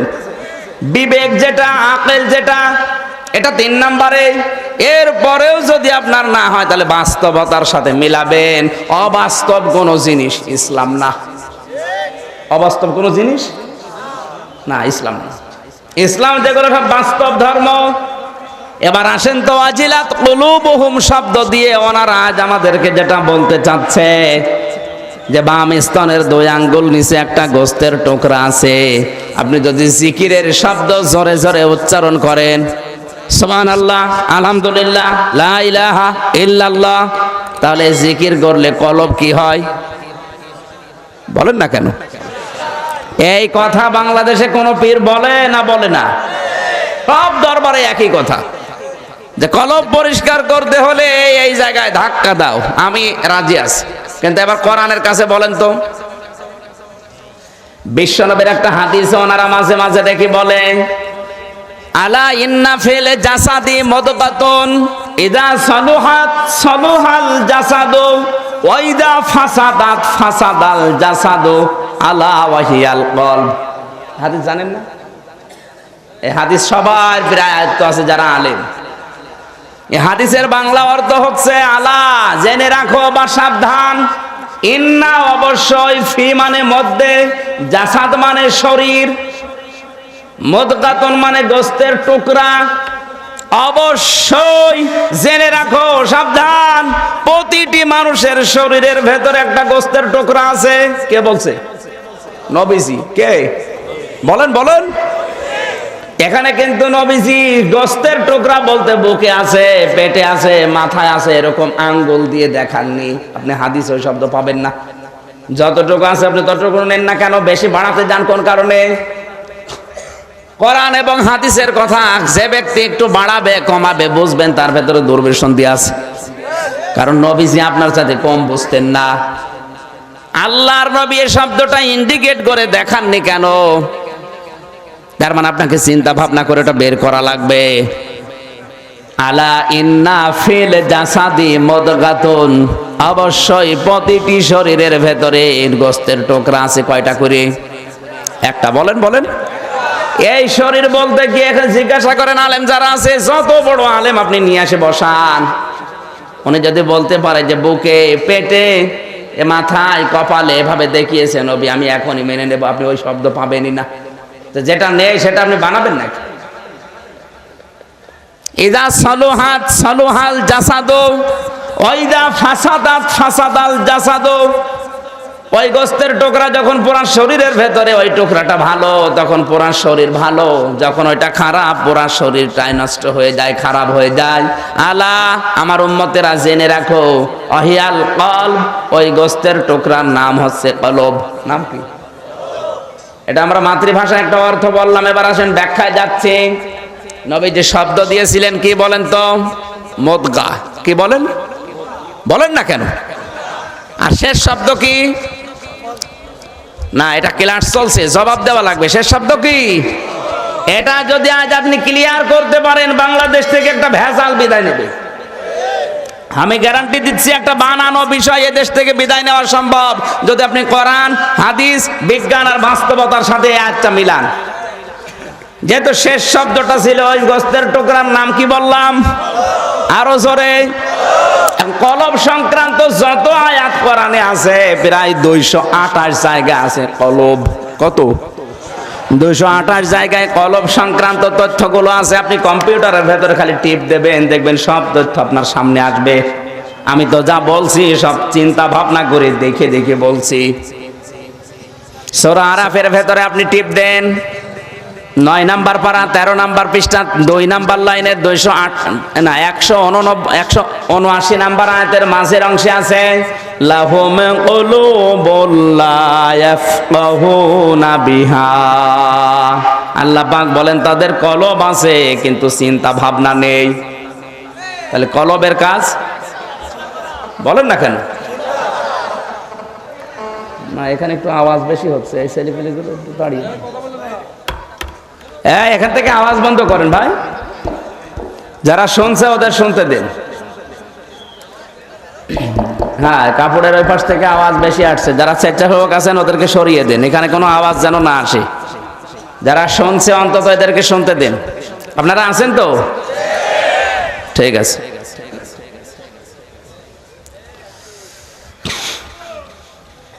না, যদি ভালো না লাগে আমি মোনাজাত করে দিই।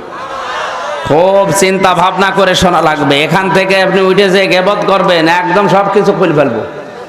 এখান থেকে যাদের প্রশ্ন না হয়, এখন দরকার যারা বোঝে তাদেরকে এখানে বলেন যে এটা ভুল হচ্ছে। আল্লাহর নবী জানিয়েছেন ওই জিনিসের নাম কলব, আর আল্লাহ এবার কলবের পরিচয় দিয়েছেন কত জায়গায় বললাম? আরো জোরে। 228টা জায়গায় এই কলব শব্দটা পুরা কোরআনে আল্লাহ দিয়ে তার ভেতরে এই জায়গায় জানিয়ে দিলেন তার কলব আছে। কিন্তু বলেন বলেন, এক কথায় জবাব দেবেন, কলবের কাজ। আরো জোরে। একটা পাগলকে জিজ্ঞাসা করেন তো, পাগল, কলবের কাজ চিন্তা করা। চিন্তা কি মানুষ বুক দিয়ে করে না মাথা দিয়ে করে? মাথা দিয়ে যে চিন্তা করে এটা আপনি পেলেন কোথায়? এবার বিজ্ঞানের কাছে যাওয়া লাগবে। যেহেতু কোরআনে আপনি পেলেন কলবের কাজ চিন্তা করা, নবীজি বললেন মানুষের ভেতরে যে এটা আছে ওইটার নাম কলব। এখন কলবের কাছে চিন্তা করা এটা দেখতে হলে আপনাকে কম্পিউটারে যাওয়া লাগবে না, এটা আপনি দেখবেন কি করে? মানুষের এই যে মাথা আছে, এই মাথার ভেতরে আমার আল্লাহ সেল দিয়েছেন 1,70,000 সেল। এই মাথা থেকে শুরু করে চোখ পর্যন্ত সবগুলো দেওয়া আছে। এই মাথার ভেতরে আমি 7টা জিনিস পেয়েছি। এখানে আছে ফ্রন্টাল লব, এরপরে আছে মোটর কর্টেক্স, এরপর আছে সেন্সরি কর্টেক্স, এরপর আছে প্যারাইটাল লব, এরপর আছে অক্সিপিটাল লব, এরপর পেছনে আছে টেম্পোরাল লব, আর সবুজ মতো চারিদিকে ছড়িয়ে আছে বাক শক্তি।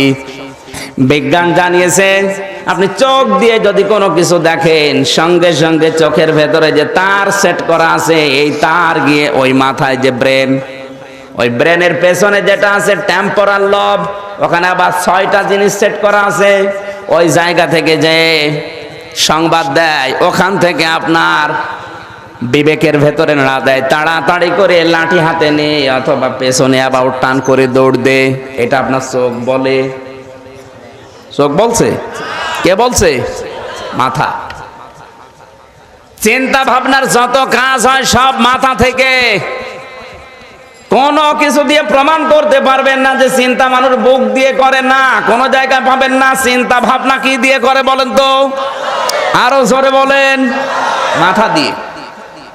কম্পিউটার সেট করলে আপনি যদি এখানে দেখাতে পারতেন স্ক্রিনে, তাহলে মাথা, হেড, এই যে রসন, এগুলো লিখে এখানে দেখবেন ওর ভেতর থেকে ওই তথ্যগুলো বেরিয়ে আসবে। ফ্রন্টাল লব, motor cortex, sensory cortex, occipital লব, প্যারাইটাল লব, টেম্পোরাল লব, বাক শক্তি, এগুলো একটা একটা করে ভাসবে। আর উপরে দেখবেন চামড়া দিয়ে, ওই চামড়ার নিচে পর্দা সেট করা আছে। পর্দার নিচে আছে কি বলে এটার নাম? না না, পর্দার নিচে আছে যে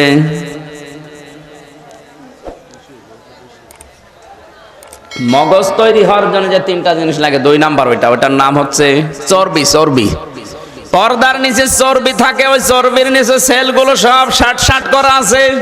মানুষের শরীরের ভেতরে যতগুলো সেল আল্লাহ সাজিয়েছেন, বিজ্ঞান জানিয়েছে যদি সেলগুলো একটা একটা করে সাজানো হয় তো 12.5 কিলোমিটার রাস্তা লাগবে। বাড়ি যেয়ে খেয়ে দিয়ে সুবহানাল্লাহ বলবেন। আপনি টের পাচ্ছেন কি শরীরের ভেতরে ঘটছে? একটা বারের জন্য যদি কম্পিউটার দেখতে পেতেন এক্ষুনি সেজদায় পড়ে যেতেন। এগুলো দেখতে পায় না, এই জন্যই তো এত বৃদ্ধি বাড়ে। কি হনুরে হনুমান হয়ে গেছে, অথচ ওরে টাইট করতে আল্লাহর কিছু লাগে না, একটা একটা তার শুধু ঢিল করে দেবে। না ওই ক্ষমতা আল্লাহর নেই? এবার আসেন আমরা বাস্তবতায় নিয়ে যাচ্ছি বিজ্ঞান দিয়ে। নবীজির প্রথম কথা ছিল, আল্লাহর নবী জানিয়েছেন ইদা আলা ইন্না ফিল জাসাদি মুদগাতুন, প্রতিটি শরীরের ভেতরে কি আছে? মুদগা। বলেন বলেন। মুদগা হওয়ার জন্য আপনি শর্ত চাবেন বিজ্ঞানের কাছে। বিজ্ঞান, আধুনিক বিজ্ঞান বলবে 3টা জিনিস লাগবে। 1 নম্বরে মুদগার ভেতরে লাগবে চর্বি, 2 নম্বরে লাগবে রক্ত, 3 নম্বরে বলবে রাবারের উপরে কামড় দাও, যেমন দাঁত বসে যায় এরকম দোড়া কাটা একটা বিষয় তুমি সামনে দেখতে পাবে। ও ঝিনাইদহবাসী, আপনার বাম স্তনের 2 আঙ্গুল নিচ, এখান থেকে এই গোস্তের টুকরা কেটে বের করেন। আর মাথার যে মগজ আছে, যেটা ফ্রন্টাল লবে আছে, এটা কেটে বের করেন। এটা সামনে রাখার পরে দেখবেন মগজের ভেতরে রক্ত পাবেন, চর্বি পাবেন। আর দাঁত দিয়ে কামড় দিলে যেমন দোড়া কাটা ভাব হয় এরকম ভাব পাবেন। এই কথা বলছেন না কেন? আর আপনি বুক থেকে একটা টুকরা বের করেন তো দেখি, ওখানে আপনি রক্ত হবে, চর্বি পাবেন, কিন্তু দাঁত দিয়ে কামড় দিলে যেরকম দেখায় ওই রকম আপনি পাবেন না। তাহলে বিজ্ঞানের সাথে মিলছে না আপনার এই বুকের বিষয়টা। পীর সাহেবরা যা বলছে আমার মনে হয় এটা আন্দাজে অনুমান করে বলতে পারে। আমি যেটা কোরআন দিয়ে বলেছি, হাদিস দিয়ে বলেছি, বিজ্ঞান দিয়ে বললাম, এবার বাস্তবতায় নিয়ে যান। আপনি একটা পাগলকেও জিজ্ঞাসা করলে বলবে মানুষ চিন্তা করে বুক দিয়ে না মাথা দিয়ে। চিন্তা তো মাথা দিয়েই করা লাগে। অজিলাত কুলুবুহুম, তাদের কলব কেঁপে ওঠে আল্লাহর নাম শুনলে, আল্লাহর জিকিরের কথা শুনলে। অথচ এই গুণটা আজ বাংলাদেশে অধিকাংশ মানুষের ভেতরে নেই। আল্লাহর নাম শোনার পরে আরো ভীত সন্তুষ্ট হবে, প্রকম্পিত হবে, অন্তরের ভেতরে একটা কাঁপ ধরবে, ঝালঝালা তৈরি হবে না, আরো ওর বৃদ্ধি বাড়ে। আল্লাহর নাম শোনার পর একটু ছোট হওয়া দূরের কথা, আরো বৃদ্ধি বাড়ে। এক কথা বলেন না কেন? তাহলে এই গুণটা আমাদের যাদের নেই, তাদের ওই যে পুরস্কার, যে পরবর্তীতে 3টা পুরস্কার আল্লাহ দেবে, পুরস্কার তারা পাবে। বলেন। তাহলে 1 নম্বরে গুণটা আমাদের অর্জন করার দরকার নেই। আল্লাহর নাম উচ্চারণ হলেই তাদের কলবের ভেতরে কাঁপ ধরবে। এবার আসেন আমি তাফসিরে যাচ্ছি। আরেকটু দরকার ভাই, আর 10 মিনিট আমার লাগবে একটু। না আমার লাগবে।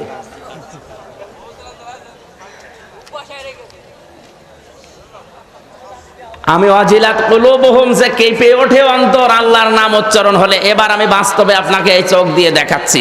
আছেন তো? হযরত ইউসুফ নবী আলাইহিস সালাম, জুলাইখা যখন তাকে ডাক দিয়ে 10টা দরজায় তালা লাগিয়ে চারিদিকে যৌন উন্মাদনামূলক ছবিগুলো আর্ট করে রেখেছিল, ডাক দিয়ে বলেছে ওয়ারাদাতু হুল্লাতি ওয়া ফি বাইতিহা আন নাফসিহি ওয়া গাল্লাকাতিল আবওয়াবা ওয়া ক্বালাত হাইতালাক। ইউসুফ আসো, চারিদিকে দরজায় সব তালা লাগানো। ওই সময় জুলাইখা ছিল বিশ্ব সুন্দরীর তালিকায়। সারা পৃথিবীতে 4 জন মহিলাকে আল্লাহ সব চাইতে সৌন্দর্য এই মুখের কাটিং দিয়েছিলেন। তার ভেতরে জুলাইখা 2 নাম্বার। 1 নম্বরে ছিল হযরতে হাওয়া আলাইহিস সালাম, 2 নম্বরে জুলাইখা, 3 নম্বরে ইব্রাহিম নবীর প্রথম স্ত্রী হযরতে সারা, 4 নম্বরে মুহাম্মদুর রাসূলুল্লাহর ছোট মেয়ে ফাতেমাতুজ জহরা রাদিয়াল্লাহু তাআলা আনহা। তাহলে এইরকম একজন যুবতী মেয়ে ঘরের ভেতরে কেউ নেই, 10টা দরজা তালা লাগানো, চারিদিকে যৌন উন্মাদনামূলক ছবিগুলো আর্ট করা ছিল। হযরতে ইউসুফ নবীকে বলছে ওয়াকালাত হাইতালাক, আসো আমার দিকে। হযরত ইউসুফ আলাইহিস সালাম ওই সময় রাজি ছিলেন না? ছিলেন না? না ছিলেন না বললো কে? আন্দাজ চোখে চশমা দিয়ে বললে হবে?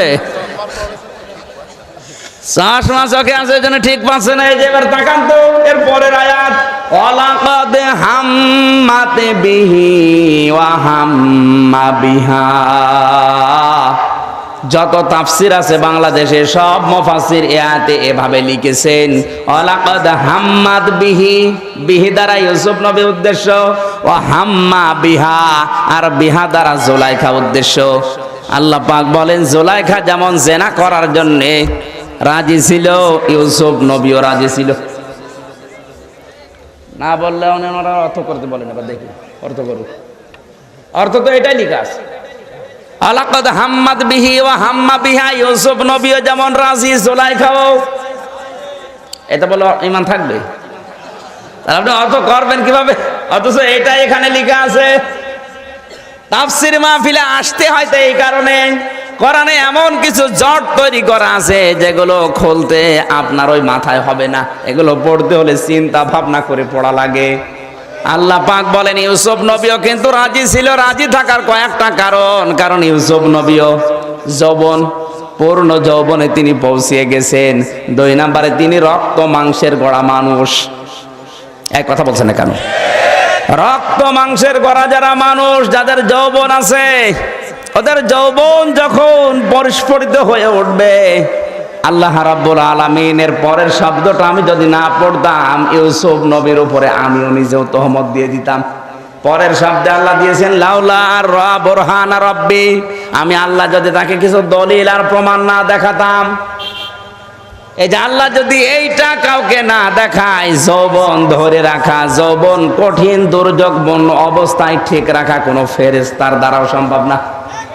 কারণ 2 জন ফেরেশতা পর্যন্ত পদস্খলিত হয়েছিল। আর এখন অনেকে পীর সাহেবের কাছে বউ দিয়ে নিশ্চিন্তায় আছে যে আমার আল্লাহর ওলি কিছু করবে না। ইউসুফ নবীর কথা বলছি, ওয়ালাকাদ হাম্মাত বিহি ওয়া হাম্মা বিহা। আল্লাহ বলেন ও রাজি হয়ে গিয়েছিল, জুলাইখা তো আগে রাজি, ইউসুফ নবীও রাজি ছিল, যদি আমি আল্লাহ তাকে কিছু বোরহান না দেখাতাম। এই বোরহান কি? স্পষ্ট দলিলের ভেতরে কয়েকটা অর্থ আছে।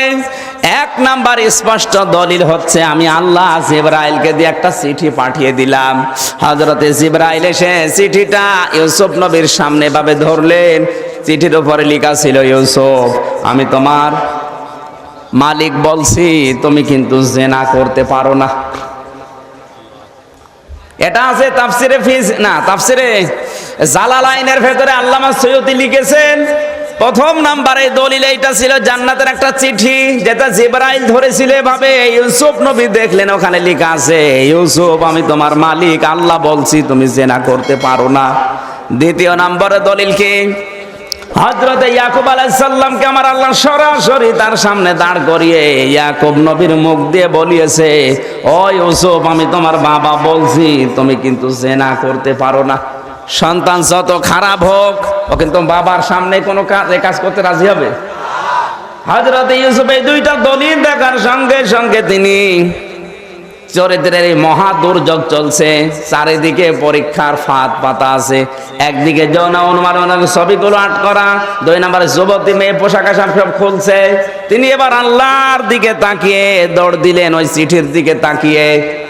জিবরাইল কানের কাছে এবার এসে ওই যে মনের অবস্থা যখনই পরিবর্তন হয়ে গেছে, তখন বলছে আপনি সামনে যান, বাকি যা করার আল্লাহর কুদরত করবে।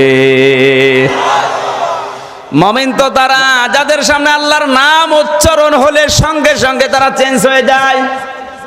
এই চেঞ্জটা নবীকে ওই সময় করেছিল আমার আল্লাহ, সেই কারণে তার মনের অবস্থা যদি সত্যিই তিনি পরিবর্তন করতে না পারতেন, ওই দলিল 2টা দেখে আমার আল্লাহ বলেন ইউসুফ নবীও বিপদে পড়ে যেত। কাযালিকা লিনাসরিফা আনহু সুওয়া ওয়াল ফাহশা ইন্নাহু মিন ইবাদিনাল মুখলাসিন। জোরে বলেন আল্লাহু আকবার।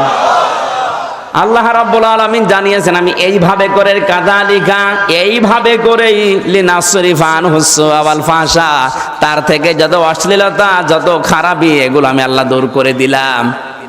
এভাবে করে আমার মুখলেস বান্দাদেরকে কিয়ামত পর্যন্ত আমি আল্লাহ বাঁচাবো। জোরে বলেন সুবহানাল্লাহ। এটা শুধু ইউসুফ নবীর জন্য না, এই আয়াতটা যে শুধু ইউসুফ নবীর জন্য না, তার প্রমাণ কি বলেন তো? পারবেন? এর প্রমাণ হচ্ছে যে ইন্নাহু লা ইউফলিহুজ যালিম না দিয়ে আল্লাহ যালিমুন বহু বচন দিয়েছেন। হযরত ইউসুফ এই চরিত্রের মহা দুর্যোগ যখন চলছিল, তখন তিনি আল্লাহ আর জিবরাইল ফেরেশতার চিঠি দেখার পরে সাহায্য চাইলেন আল্লাহর কাছে। ক্বালা মাআদাল্লাহি ইন্নাহু রাব্বি আহসানা মাসওয়ায়া। আমি আল্লাহর সাহায্য চাই। হে জুলাইখা, তোমার স্বামী আমার প্রতিপালক, আমাকে লালন পালন করেন বাড়িতে রেখে। সুতরাং তোমাকে বলছি, আমি তার আমানতের খেয়ানত করতে পারি না। আর আমানতের খেয়ানত যদি আমি করি, তাহলে আমি জালেম হয়ে যাব। জালেমরা কোনোদিন সফল হচ্ছে না, হবে না। এখানে জালেম এক বচন দেওয়ার দরকার ছিল। কোরআনের এই ভাষা অনুযায়ী জালিমুন দিলেন কেন? কারণ এখানে তো ঘরের ভেতরে মাত্র একজন। কয়জন? একজনের ব্যাপারে একজনের আয়াত হবে। জালিমুন বহু বচন দিলেন কেন হেদ না দিয়ে? ইউসুফ নবী ওই সময় জানাতে চেয়েছেন, পৃথিবীতে শুধু আমি একা না, এরকম চরিত্রের মহা দুর্যোগ জীবনে অনেকের আসবে। যারা এই আমানতের এরকম পাওয়ার পরে যারা খেয়ানত করবে, তারা জালেম হবে। জালেমরা কোনোদিন সফল হতে পারছে না, পারবে না। আমাদেরকে শিক্ষা দিয়েছেন এই যারা জুলুম করছি আমরা।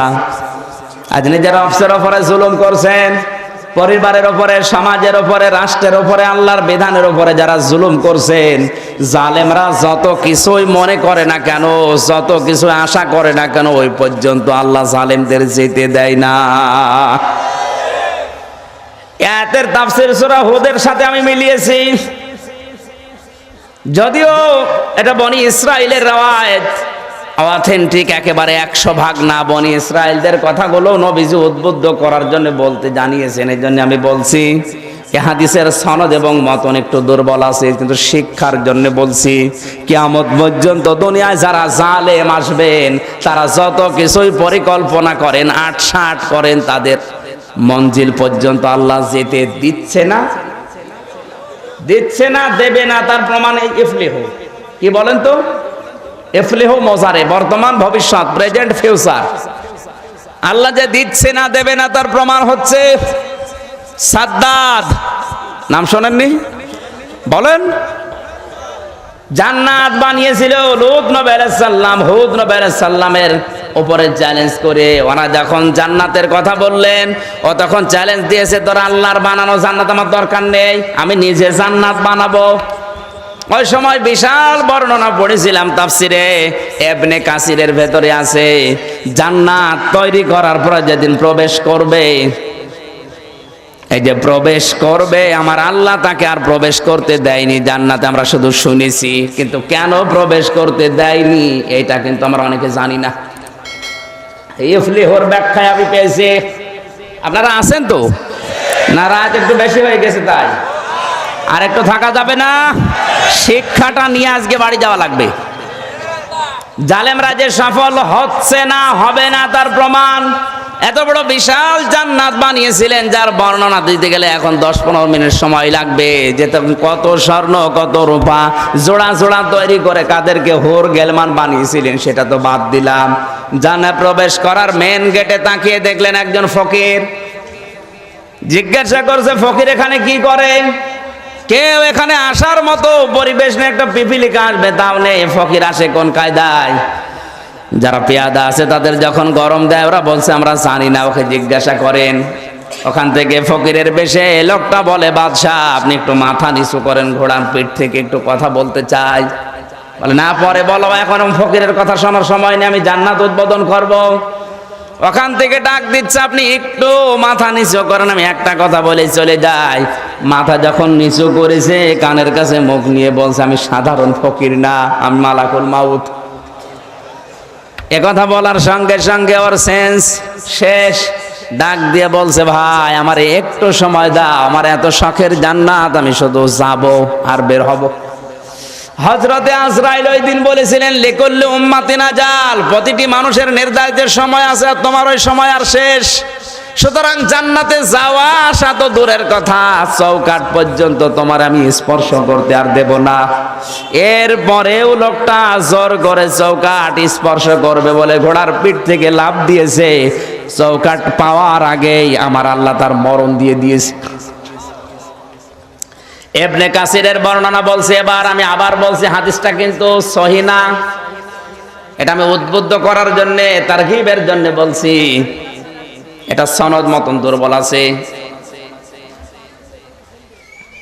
সাদ্দাতকে আমার আল্লাহ জান্নাতের চৌকাঠ পর্যন্ত স্পর্শ করতে দেননি। আমি যতগুলো কারণ পেয়েছি তার এক নাম্বার কারণে ও যে সমস্ত স্বর্ণ রূপা দিয়ে জান্নাত তৈরি করার জন্য যাদের কাছে সোনা পায় রূপা পায় জোর করে জুলুম করে নিয়ে আসে পেয়াদা দিয়ে। একটা বিধবা মেয়ে লোক, তার মানে একটাই স্বর্ণ ছিল টুকরা, স্বামীটা মারা গেছে, ওইটা নিয়ে কোনো মতে তার জীবন চালাবে বলে শেষ সম্বল ওইটা, সর্বশেষ। এর পেয়াদারা গিয়ে যখন নিয়ে আসতে চেয়েছে, মেয়েটা দেয়নি, বাদশার কাছে নালিশ দিয়েছে। বাদশা বলে তাড়াতাড়ি ওইটাই নিয়ে আয়। জোর করে যখন নিতে গেছে, মাটিতে গড়াগড়ি করে অসহায় এই দুর্বল এই মজলুম মেয়েটা বরদোয়া দিয়েছিল, রব্বুল আলামিন আমার শেষ সম্বল যে লোকটা কেড়ে নিয়ে জান্নাত বানাতে চায়, আমি মজলুম অবস্থায় বরদোয়া দিলাম তুমি তার বানানো জান্নাতে প্রবেশ করতে দিও না। তাফসিরে মুফাসসির বলেন, এই যে মজলুমের দোয়া আমার আল্লাহ কিন্তু সঙ্গে সঙ্গে কবুল করেন। তার শেষ সম্বল যে দোয়াটা ছিল ওইটাকে কেড়ে নেওয়ার কারণে আমার আল্লাহ ওই দোয়া কবুল করে তার এতদিনের প্রায় 22 বছর 20,000 শ্রমিক দিয়ে এত বিশাল জান্নাত তৈরি করার পরও আল্লাহ তাকে চৌকাঠ পর্যন্ত স্পর্শ করতে দেয়নি। এজন্য জালেমদের স্বপ্ন সাত পূরণ হচ্ছে না, হবে না। এখানে শব্দ আমি দুইটা বলেছি, এক নম্বরে তার শেষ সম্বল, 2 নম্বরে তিনি মাজলুম। আজ দুনিয়াতে অনেকের শেষ সম্বলটুকু যারা শেষ করে ফেলছেন, শেষ সম্বল হয়তো তার একটা সন্তান অথবা তার স্বামী, তাকে আপনি দুনিয়ার কোনো কিছু পাওয়ার জন্য শেষ করে দিলেন। তার সে শেষ সম্বলটুকু হারিয়েও যদি সত্যি মন থেকে একটা অভিশাপ ছেড়ে দেয়, আপনি যে উদ্দেশ্যে পৌঁছাতে চাচ্ছেন ওই পর্যন্ত আল্লাহ আপনাকে যেতে দেবে না। যদি দেয় তাহলে ইউসুফ সূরা ইউসুফের এই 23 নম্বর আয়াত মিথ্যা। আজ পর্যন্ত আল্লাহ কাউকে দেয়নি, দেবেও না, কারণ জালেমরা সফল হচ্ছে না, হবে না। সাদ্দাত অত্যাচার তার শেষ সম্বলটুকু কেড়ে নেওয়ার কারণে এই মজলুম মেয়েটার বরদোয়ায় আমার আল্লাহ তাকে জান্নাতের বানানো জান্নাতের চৌকাঠ পর্যন্ত স্পর্শ করতে দেয়নি। এখান থেকে কিয়ামত পর্যন্ত হয়তো সাদ্দাত আসবে না, কিন্তু সাদ্দাতের ভাইরা আসবে, তার পেতাত্তারা আসবে। তারাও যদি জুলুম করে মানুষের অধিকার নষ্ট করে কোনো মাজলুমের বরদোয়া সঙ্গে নিয়ে এই মঞ্জিল পর্যন্ত যেতে চায়, ও যেতে পারবে না, তার প্রমাণ এই জালিমুন। এবার যদি আপনার কাছে মিথ্যা মনে হয় তাহলে জালিমুনটা কেটে দেন, বলে কোরআন শরীফ মানি না। আমি কি বোঝাতে যাই বা কি ইঙ্গিত দিয়েছি? যদি এরপরও কেউ না বোঝার ভান করে থাকেন, আমি মোনাজাত করে দেব না। যদি বলেন আমি বুঝেছি তাহলে আপনাকে বলা লাগবে, আর যদি বলেন না আমি বুঝিনি, না বোঝার ভান করে আছি, আমি মোনাজাত করব। বলেন তো বুঝেছেন কারা আজকের এই আয়াতটা জালিমুন? আমি কিন্তু এখানে বলবো, আন্দাজে হাত তোলা না। দেখেন তোকে হাত তোল, এবার আর হাত তুলছে। আবেগে হাত দিলে কোন কারণে আপনি এই 1.5 ঘন্টা নষ্ট করালেন? না, কোন জালেম দিতে পারতেন, জালিমুন দিয়েছেন কেন? এই কারণে, কারণ সাদ্দাত তো আসবে না, কিন্তু ওর পেতাত্তারা আসবে, যারা মানুষের শেষ সম্বলটুকু কেড়ে নেয়। মঞ্জিলে মকসুদ পর্যন্ত জীবনও আল্লাহ আপনাকে যেতে দেবে না, ওয়াজপথে হয় আপনার লেজ কেটে দেবে, যেমন ওর কেটে দিয়েছে। ওর এত শখের জান্নাত, 22 বছর 20,000 শ্রমিক দিয়ে যত স্বর্ণরৌপ্য পাওয়া যায়, প্রায় 7টা, ওর আশপাশে 7টা দেশ ছিল, সব জায়গা থেকে এত বড় বিশাল বর্ণনা পড়েছি। ও পড়তে গেলে তো এখন 1-1.5 ঘন্টার সময় ওর জান্নাতের বর্ণনা দিতে যাবে। আমার এক কথায় প্রকাশ ছিল এইটাই, যে জালেমরা সফল হচ্ছে না, হবে না, কারণ ওর পেছনে ওর শেষ সম্বলের ওই বরদোয়া, মাজলুমের বরদোয়া লেগেছিল। কি কথা বুঝতেছেন? আপনি যেখানে যেতে চাচ্ছেন এই জায়গায় যেতে হলে পথে হয়তো অনেক কিছু কেটে সেটে বাদ দেওয়া লাগতে পারে, আর কাটতে গিয়ে এমন মানুষকে আপনি কেটেছেন যার বরদোয়া অন্তত আরশ মহল্লায় পৌঁছে গেছে। আপনাকে জীবনও আল্লাহ ওই পর্যন্ত যেতে দেবে না। যদি যেতে দেয় তাহলে কোরআনে এই আয়াত আল্লাহ দিত না।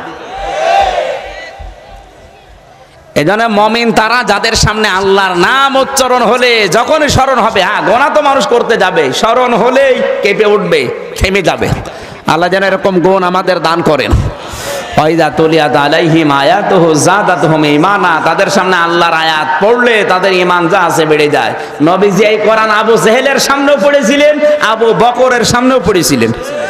আবু বকর কোরআন শুনে তার ঈমান যা ছিল আরো বেড়ে গেল, আর আবু জেহেল ওর ঈমান বাড়ে না, ওর শয়তানি বেড়ে গেছে। এখানে যারা আবু জেহেলের মতো মন নিয়ে আছে ওর ঈমান বাড়বে না শয়তানি? আর আবু বকরের মতো মন নিয়ে যদি থাকেন ঈমান আপনার মাস্ট বি বাড়বেই। ওয়ালা রব্বিহিম ইয়াতাওয়াক্কালুন, তাদের ভরসা শেষ পর্যন্ত এমন আস্থা তৈরি হয়। আমার একটা বাচ্চা আছে, আজকে এসেছে, ওরে 12-13 মাস বয়স। ওরে যত উপরের দিকে আমি মারি তত হাসে। চিন্তা করে কি গো, ওর তো উপরের দিকে ছুড়ে মারলে আরো কান্নার কথা। ওর এতটুকু বিশ্বাস ওর বাবার উপরে আছে যে অন্তত আমার বাবা যত উপরেই ছুড়ে মারুক আমারে নিচে। হ্যাঁ, কথা বলেন না কেন? 13 মাস বয়সে যদি আমার উপরে এত ভরসা থাকতে পারে, 13 বছর ঈমান এনে আপনার আল্লাহর উপরে ভরসা নেই, কঠিন অবস্থায় ছেড়ে দিয়ে আল্লাহ আপনাকে ছেড়ে পালিয়ে যাবে? কখনো না। আসমাউ আরো, আমি দেখি এবং শুনি।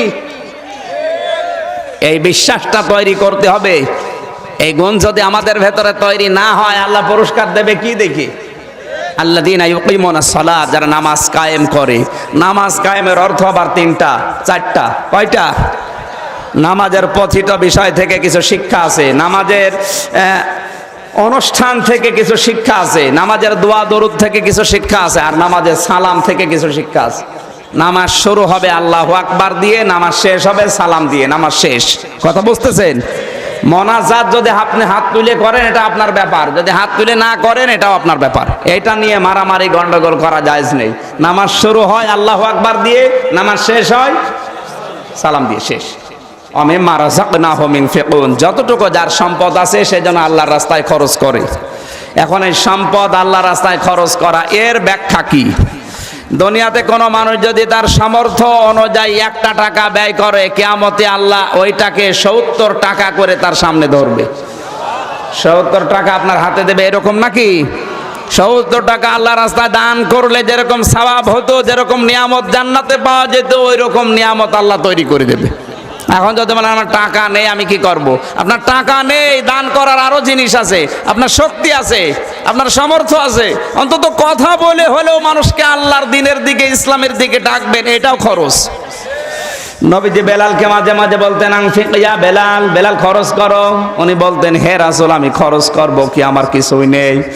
আল্লাহর নবী বলেন বেলাল কিছুই যখন নেই, আযান দাও, আল্লাহর দিকে মানুষকে ডাকো, এইটাও খরচ।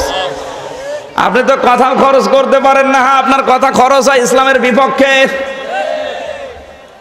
এখানে যতটুকুর সম্পদ হোক, আপনার যা আছে তাই আপনি ইসলামের জন্য, দ্বীনের জন্য খরচ করে যাবেন। এই 5টা গুণ যদি ভেতরে আনতে পারেন, আল্লাহ পাক বলেন ঈমানের দাবিতে এরা তো সত্যবাদী, এদেরকে আমি প্রথম পুরস্কার দেব। আমার দরবারে তাদের একটা চেয়ার তৈরি হবে।